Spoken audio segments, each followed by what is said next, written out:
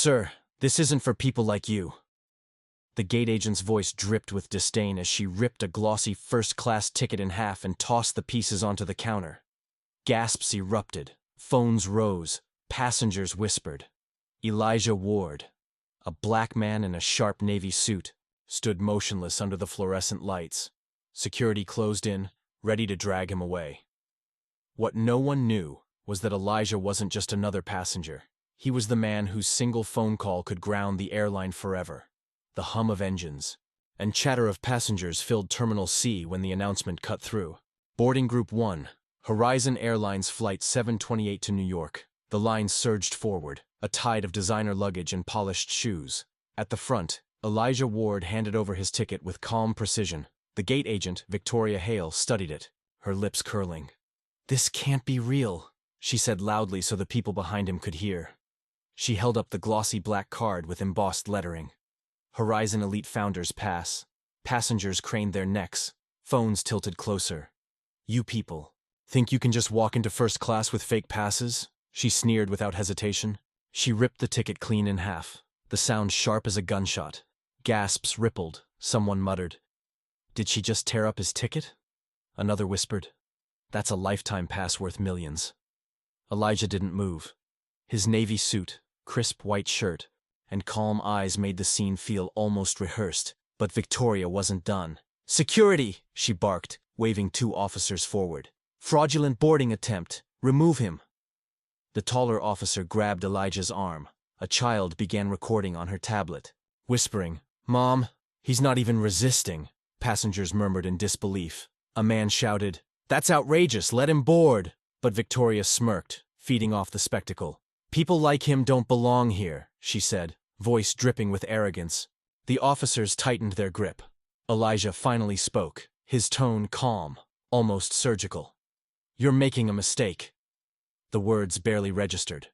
Victoria smirked. "The only mistake is you thinking you could fool us." Phones streamed live now. Hashtags forming in real time. "Cho Airlines Haim, let him board." Twitter exploded. As the crowd buzzed, Elijah reached into his breast pocket. The officers tensed. Gasps rang out, but he didn't reach for anger. He reached for truth. A slim phone slid out. One swipe, one contact, one line spoken. "It's Elijah. Shut it down." The words hung like thunderclouds. The officers paused. Victoria laughed nervously. "What? Calling your lawyer?" Cute. Then the airport shifted. Screens above the gate blinked. Boarding halted.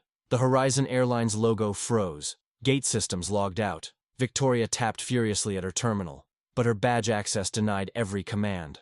A red error message glared. "Access revoked." "What the?" she stammered. The crowd leaned forward.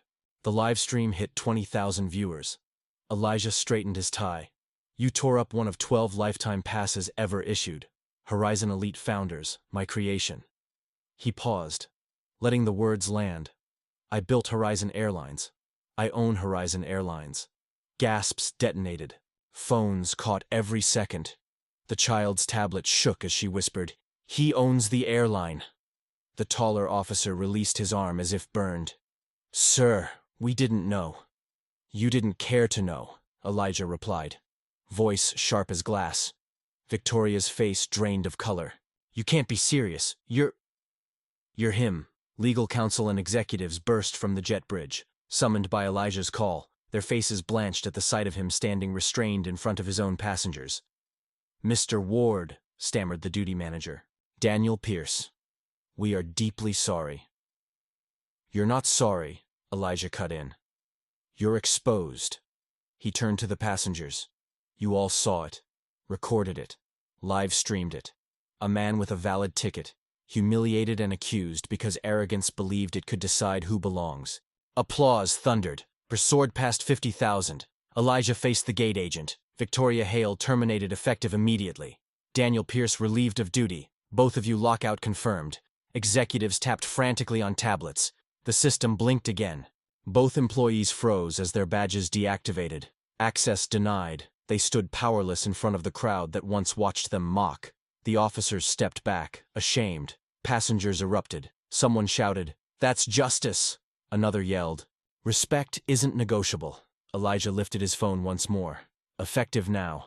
All Horizon flights are grounded until further notice. We will not operate a single plane under leadership that humiliates customers. The crowd gasped. Cameras swung toward terminal flashing. All flights delayed. Reporters scrambled. Livestream comments flooded. He shut down his own airline on the spot, Victoria whispered, trembling.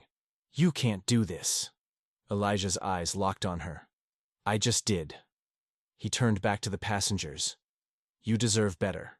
You deserve respect at 30,000 FT and at this very gate, and until every employee understands that, Horizon won't fly. Applause shook the terminal. Phones captured the roar as chants broke out.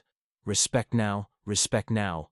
Executives huddled, panicked, but Elijah's calm carried the day. We'll rebuild this company, he said. On dignity, not arrogance. A reporter shoved a microphone forward. Mr. Ward, why shut down your entire airline over one incident?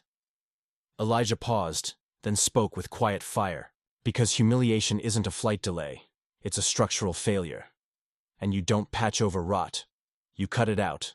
The live stream surged past 100,000. Clips hit every platform.